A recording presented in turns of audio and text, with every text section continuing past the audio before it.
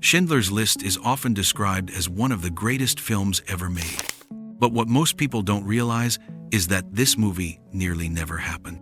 Steven Spielberg tried to give it away 3 different times. The casting was almost completely different, and one simple hug backstage changed Hollywood history. A crew member broke down in tears during filming. Robin Williams secretly kept Spielberg sane with comedy phone calls. And the famous Girl in Red was not just a cinematic invention, she was real. This isn't the story you've heard in film school or behind-the-scenes specials. These are the untold truths about how Schindler's List was created, why it almost didn't exist, and how it changed cinema forever. The story that almost vanished. The journey of Schindler's List didn't begin inside a movie studio or in the pages of a Hollywood script. It started in the most unlikely of places, a small leather goods shop in Beverly Hills. In October of 1980, Australian author Thomas Keneally was passing through Los Angeles after a film festival in Italy. Looking for a briefcase, he stepped into a quiet leather shop near Rodeo Drive. The shop's owner, Leopold Page, born Poldek Pfefferberg, recognized him as a writer, and that's when history changed. Page wasn't just a shopkeeper. He was a Holocaust survivor. He carried with him a suitcase filled with documents, testimonies, and even photocopies of the original typed lists that had saved his life decades earlier. To anyone who would listen, he told the same story: how a Nazi industrialist named Oskar Schindler had rescued him, his wife, and more than 1,000 Jews from certain death. For years, he had begged filmmakers to tell the story, but no one had committed. When Keneally listened, he realized the weight of what was in front of him. He eventually turned those conversations into the Booker Prize-winning novel, Schindler's Ark. That book became the blueprint for Spielberg's film. But here's what few people know. This wasn't the first time Leopold Page had tried to bring Schindler's story to Hollywood. Transition.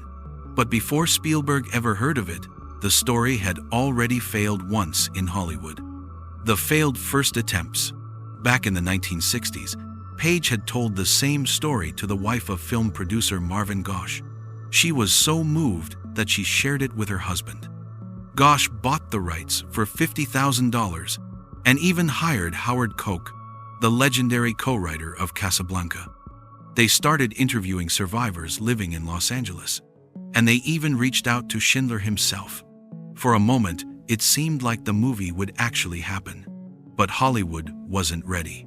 The project stalled, the script went nowhere, and the rights gathered dust.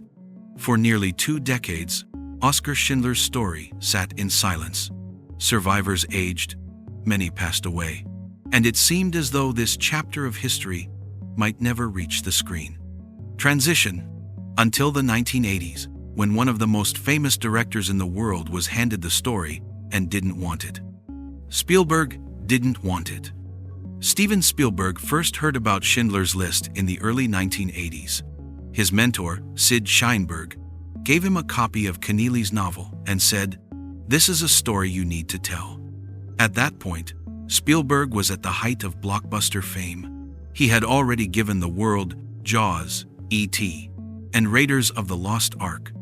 He was known as the master of popcorn cinema, the man who could terrify you with a shark or make you cry over an alien. But a Holocaust drama? That was something else entirely. When Spielberg skimmed through the book, his response was blunt. "It'll make a hell of a story. Is it true?" He was fascinated, but he didn't feel ready. He thought he was too young, too inexperienced, and not serious enough. So he tried to give it away. His first choice was Roman Polanski, a Holocaust survivor whose own mother had died in Auschwitz. Polanski declined. It was too personal. Years later, he would direct The Pianist, which finally brought him to the subject. Next, Spielberg went to Sidney Pollack. He also said no. Finally, he offered it to Martin Scorsese, who actually agreed and began preparing for production. But something changed. While Spielberg was directing Hook, surrounded by pirates and Neverland fantasy, he realized he needed to tell a story that mattered. He asked for the project back, offering Scorsese another film, in exchange Cape Fear. Scorsese took the deal, turned Cape Fear into a hit, and Spielberg was left with the most important film of his career. Transition. But even with Spielberg on board, the studio thought the whole thing was a mistake. Universal thought it would fail. When Spielberg finally said yes, Universal Pictures wasn't excited. A nearly 3-hour black-and-white Holocaust drama? Executives thought it would flop. They feared no one would sit through it. So Sid Sheinberg cut a deal.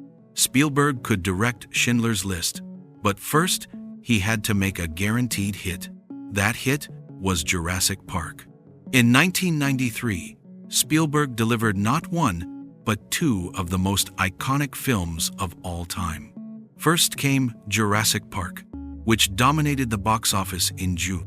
6 months later, in December, Schindler's List hit theaters and won 7 Academy Awards, including Best Picture and Best Director. Transition. But for Spielberg, this movie was never about money. In fact, he refused to take a single dollar for directing it. Spielberg's personal sacrifice. By the early 1990s, Spielberg was already one of the richest directors in Hollywood. But when it came to Schindler's List, he refused any salary. No paycheck, no profit share, nothing. He called it blood money and wanted no part of it. Instead, he directed the film for free and used the profits to found the USC Shoah Foundation, dedicated to recording the testimonies of Holocaust survivors before their voices were lost forever. Today, that foundation holds more than 55,000 interviews in dozens of languages, one of the largest archives of its kind. Spielberg transformed the money he refused to touch into something priceless: memory. Transition. But while Spielberg made personal sacrifices, the casting process was just as shocking. Casting shockers. At first, Universal wanted a star. Names like Mel Gibson, Kevin Costner, and Warren Beatty auditioned for the role of Oskar Schindler. But Spielberg rejected them all. He thought their fame would overshadow the man. Then came Liam Neeson. He was hardly a household name. Spielberg saw him on Broadway in Anna Christie and was struck by his natural charisma. But what sealed it wasn't the audition, it was a hug. After a performance, Spielberg's wife, Kate Capshaw, and her mother visited Neeson backstage. Neeson greeted them warmly and hugged Capshaw's mother. Later, she whispered to Spielberg, "That's what Schindler would have done." That moment convinced Spielberg he had found his lead. As for the villain, Ralph Fiennes gained nearly 30 pounds by drinking Guinness to embody Nazi officer Amon Goeth. He was so convincing that when Holocaust survivor Mila Pfefferberg visited the set, she began shaking uncontrollably upon seeing him in costume. For her, the terror was real. Transition. But perhaps the most haunting character in the film wasn't a man at all. It was a little girl in red. The Little Girl in Red. In a film shot entirely in black and white, one moment stands out in color. A little girl in a red coat wandering through the chaos. It's one of the most haunting images in cinema. Spielberg didn't invent her. She was based on Roma Ligoka, a young Jewish girl in Krakow, known for her red winter coat. Against all odds, she survived. Years later, she wrote a memoir titled The Girl in the Red Coat.